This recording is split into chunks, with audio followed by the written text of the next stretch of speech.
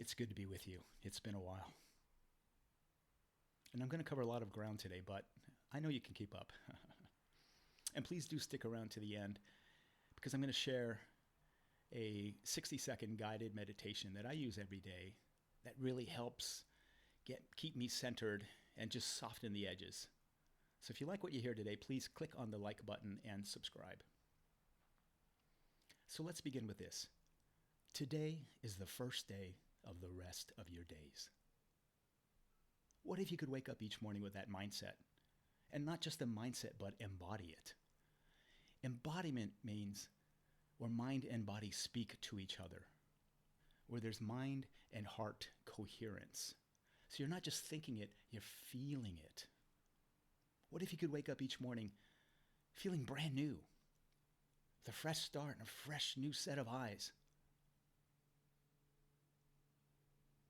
Unencumbered by your past, untethered from your history, where you're just a space for pure possibility. You can step into the unknown and get out of the known of the familiar past and predictable future. What becomes available to you when you embody that? That's what I want to talk to you about today. Because that's not what we do. We wake up each morning and immediately start thinking about our problems. And this immediately transports us to the past. It tethers us to the past. And with each thought of your problem, there's an emotion attached to it, a negative emotion. And it creates and festers this downward spiral where you devolve into what I call the trifecta of the complain, blame, and shame game. You complain to anybody and everybody out there why your life is not working. And equally, you even have your own internal dialogue, complaining to yourself why your life is not working. And you blame everybody. You blame your wife, your ex-husband, your parents, your boss. It's everybody else's fault why my life is not working. And then you shame them, but sadly, equally, you shame yourself with shame and guilt. And it's this trifecta of the complain, blame, and shame game that keeps us in this downward spiral, this cycle, this loop that we just keep playing over and over again. And this is the known that we live in. And you do your best. You try to be happy. You maybe even do affirmations and try to change your attitude. But it's like driving a car looking through the rearview mirror. So until you get untethered from your past and break this cycle, which is the known, the familiar past and the predictable future, you can't break free of it. I'll give you a couple statistics. On average, you have 60,000 thoughts per day, of which 90% are the same thoughts you had yesterday. 90%. In fact, by the age of 35, 95% of your thought patterns are the same subconscious patterns. So you're really just running on autopilot. And if you have the same thoughts, these lead to the same experience. And this is what I mean by you're always in the known. If you're thinking the same, your experiences are going to be the same. So you're always in the known of the familiar past and the predictable future because you're dwelling and stuck in the past, and then you're trying to anticipate a future based on your past. And pain from the past influences fear in the future. So by age 35, 95% of your thought patterns are these subconscious patterns that keep you in the known. It's all very familiar and it's all very predictable. But just because it's familiar doesn't mean it's healthy. In fact, only typically 5% of your day is spent in the unknown, which is where creativity and possibility and expansion all resides. But only 5%. Otherwise, you're basically running on autopilot. The familiar past, rehashing, recycling, reliving, replaying, ruminating on all your problems from the past, and then the predictable future where you're trying to anticipate, but also predict and protect the future. And it's wild, it's crazy that you have one brain who is trying to predict the future, and then it's the same brain that is trying to protect you from your prediction. But both your prediction and your protection are in the future, and neither of them have happened yet. Have you ever been in your future? If you have, you're like the first human ever, so please tell me how that experience was. You never have, but the brain is always trying to find certainty in uncertainty, and it's doing that. So we're caught in this cycle, in this loop, as I said, with the familiar past and the predictable future. But also, as I said, just because it's familiar doesn't mean it's healthy. But it's kind of an addiction. It's familiar to us, so even if it's unhealthy and painful and suffering, at least we know it. And so we stay stuck in this. And then we wonder why we're not happy and we're miserable and suffering. But you have to see it. It's like a fish swimming in water who doesn't know what water is. We're so programmed this way that we don't even know it. We just think this is normal, this is our life, and we're stuck in this known. But as I said, it's the unknown where creativity and possibility and expansion. This is why when you hear athletes just love to perform in games, because they get in the zone, they get in the flow state, because they're so present in the moment. They forget everything in the external world, all their problems, what they're trying to anticipate and predict in the future. And they're just right there in the present moment, performing in the game, the basketball game, the tennis court, the football field, whatever, or even musicians, when they play their instrument. They get in the zone. And that's where the creativity and the possibility and the expansion exists. But we can all do that as well. But we have to step out of the known and into the unknown. And that's how you become a space for pure possibility. It's so powerful if you can do this, but it's also so difficult. And let's go from there to here now, where how you think and how you act and how you feel creates your personality, your personal reality. And this is your life. How you think and how you feel is your state of being. This is what you're operating on. This is your programming. I think this way, I act this way, I feel this way, and it creates my personality, my personal reality. But can you possibly reverse engineer that? If you change how you think and how you feel, can you change your personal reality and therefore your personality? And the answer is yes. Thoughts are the language of the mind. Feelings are the language of the body.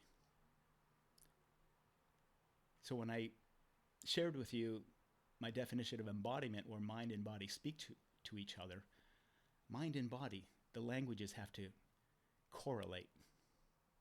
Thoughts are the language of the mind. Feelings are the language of the body. So how do we get there? You have to become conscious of your unconscious thoughts.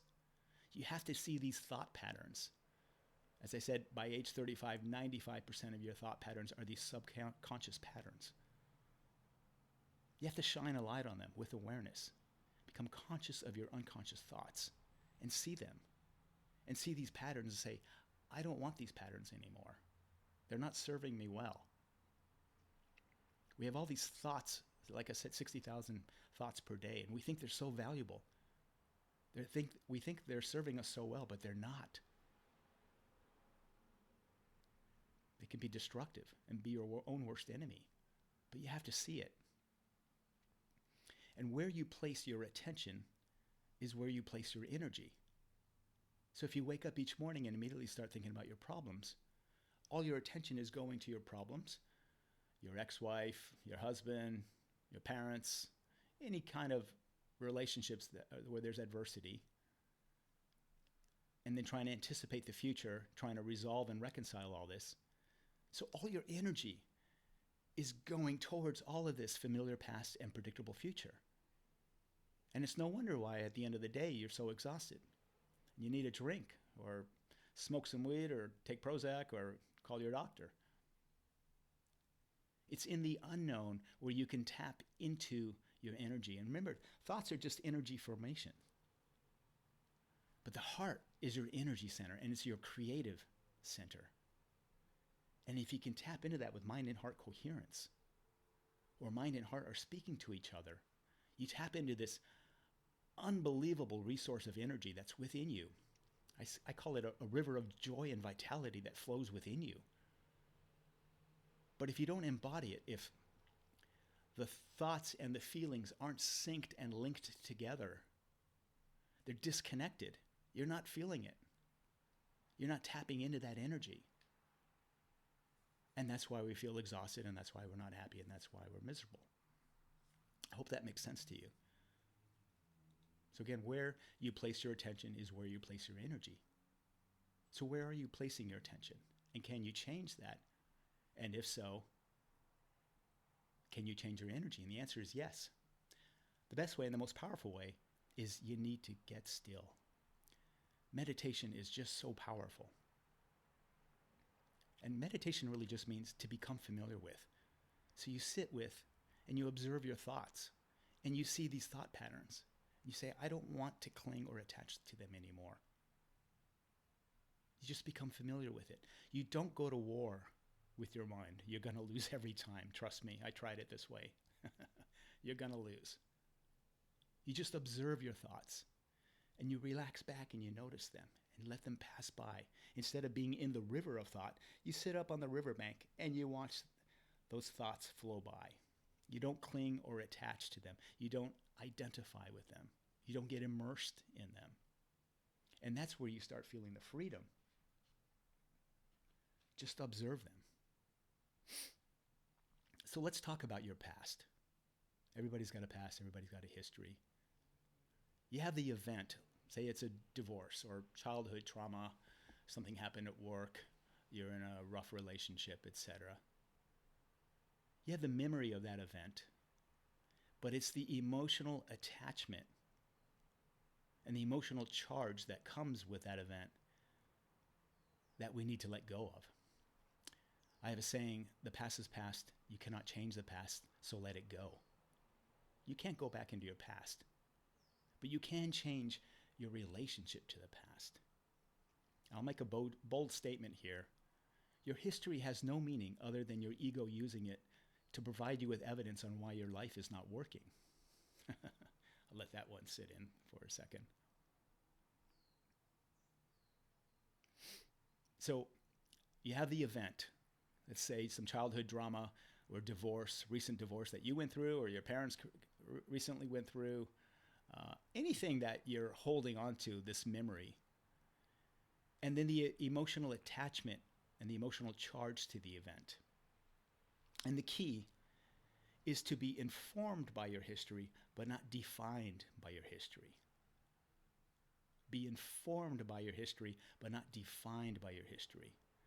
Because the problem is when we get emotionally attached to it, we let it define us. X happened, and because X happened, I'm a failure. I'm a loser. I'm not good enough. I'm not pretty enough. I'm not strong enough. I'm not big enough. I'm not worthy of love. I'm not safe in this world. We all have these limiting beliefs and these constraints based on things that happened to us in the past that we couldn't fully process and let go. And we get stuck in time, and it creates a samskara. And it's the emotional charge, the emotional attachment that we attach to that that creates that. And then it becomes our idea of ourself, the you that you are for yourself. It becomes your identity. And you say, well, I didn't make the cheerleading team when I was 10 years old, so I'm not pretty enough. Or I didn't get picked for the football team, so I'm not big enough or strong enough. Or my brother got better grades than me, so he's smarter than me, so I'm not smart enough. And if you get an accumulation of some of these things that you think are evidence for your limiting belief or constraint, it becomes your reality. It becomes your personal reality, your personality. But they're not based on absolute truth. You have the evidence for it, and it feels real, but it is not an absolute truth. But with the accumulation of some of these things, we then go through life and perhaps create coping mechanisms of like being a perfectionist or a people pleaser, because that's how we get value in the world, because we either are coming from a feeling of inadequacy, insecurity, or scarcity, and feel that we have to create this coping mechanism of perfectionism or people pleaser to get the love and acceptance that we want. And this can be draining, but it also denies you of your own authenticity. So, getting back to your past, you can change your past. You can't change the event or the facts, but you can change your relationship to the past. And that's the key. You can change your relationship to the past. You have to unpair the emotion from the event. You got in a bad divorce, it's nasty. You have to unpair the emotion from the event. The event happened, the fact is the fact, but the emotional charge that comes with it, you have to let it go. I met a lady last week who said, literally, my name is Sue and I'm a cancer survivor. And I said, oh, hey, congratulations. How long have you been free of cancer? 3 years. 3 years ago, she was free of cancer. And she immediately identifies herself and introduces me as, hi, I'm Sue. I'm a cancer survivor. She's dragging that history, and that's her identity. I have another friend that 4 years ago went through a massively nasty divorce and always calls herself a divorcee. I'm the ex-wife of John. 4 years ago, she got legally divorced, but she's still dragging that with her and identifying herself with that. And this story and this narrative continues. She's keeping it alive because she's emotionally attached to it. Both Sue and this other friend are emotionally attached to it. It has an emotional charge. And they're dragging it into this present moment. And it's robbing them, depriving them of so much joy and vitality. Can you see that? So you have to let that go. The past is past. You cannot change the past, so let it go. Change your relationship to the past. Unpair the emotion from the event. And then see how your life unfolds. And this is how you step into the unknown and get out of the known. Because the known is the familiar past and the predictable future. But we're so addicted to this, the you that you are for yourself, this idea of yourself. Oh, I'm a divorcee. I'm a cancer survivor. I had a heart attack and that's who I am now. No, that's not who you are. That was an event that happened. It's now past. Can you wake up each morning saying, today is the first day of the rest of my days, and start fresh? A new version of you, beginner's mind, they call it. That's where the power is, because that's how you step into the unknown. And it's in the unknown, which is the present moment, where creativity and possibility and expansion resides. It's also powerful, but you have to let go of this idea of yourself, this you that you are for yourself.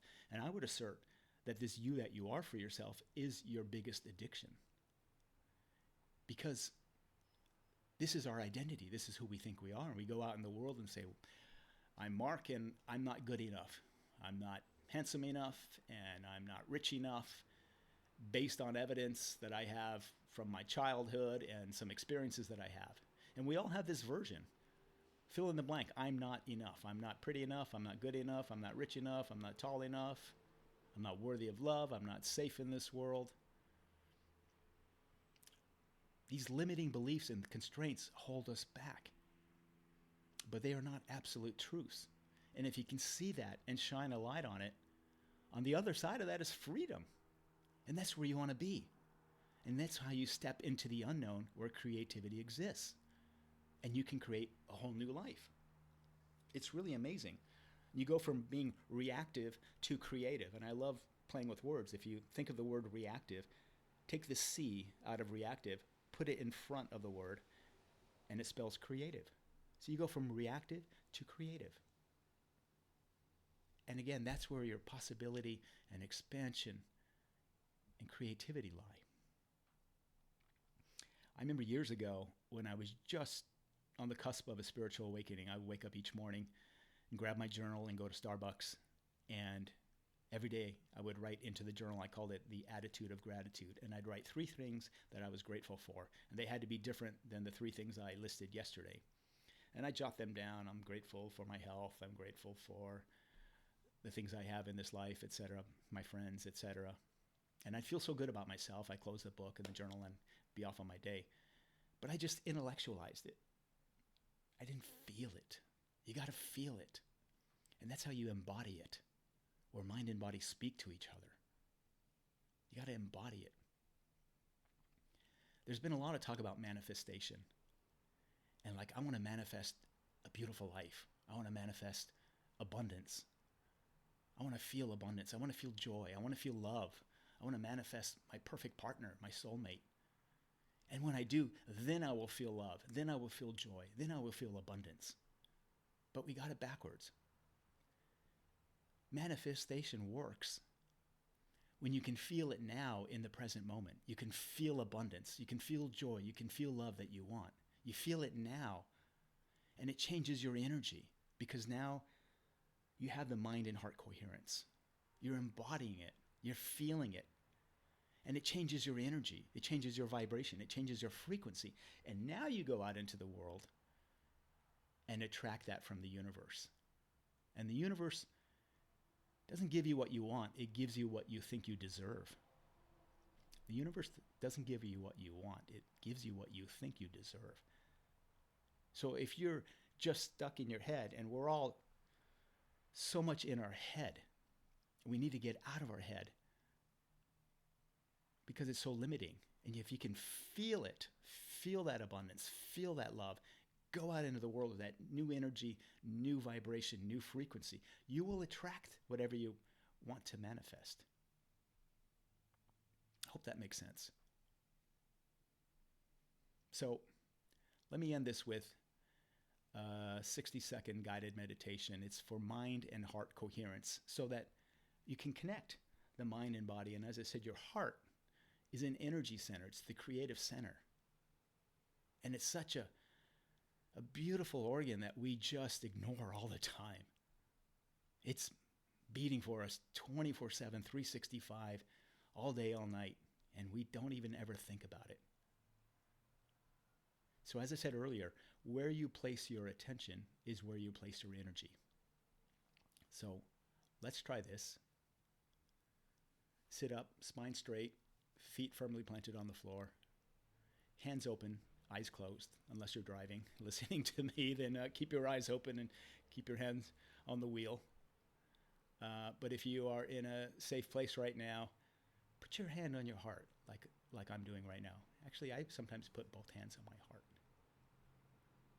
And as I said, where you place your attention is where you place your energy. So now I want you to place all your awareness and all your attention to your heart.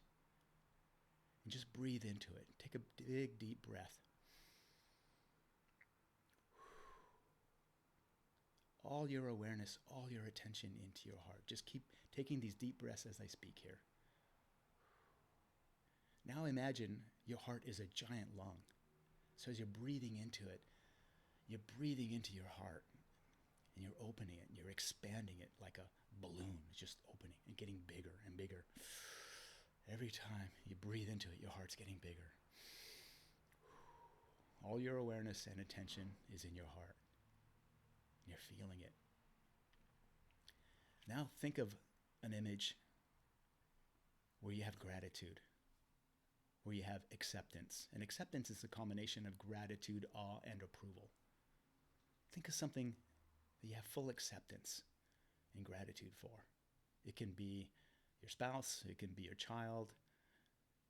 I often use my golden doodle, but it can be when you're in nature, on the golf course, when you see a beautiful sunset. Conjure up that image, see that, and feel it. Breathe into it and feel it. Feel how it feels in your body and in your heart. That expansion in your heart. Now take away the visualization so you just have the feeling in your heart and breathe into that. Can you feel a shift can you feel how you feel a little more centered, a little softer? Just softens the edges. It takes like 60 seconds. Keep breathing into your heart. Get that mind and heart coherence. And it just centers you. And you can do this anywhere. You can do it at work. You just need 60 seconds. You can do it in your car before you walk into your office or see a friend or right after or anything. I do it several times a day now, and it just keeps me so centered. And it just shifts your consciousness, and it brings you back in to a full embodiment and mind and body and mind and heart coherence. It's such a beautiful little meditation. I hope you can use it. It's so good to be with you again. Thank you for listening. Onward and upward. Love and light.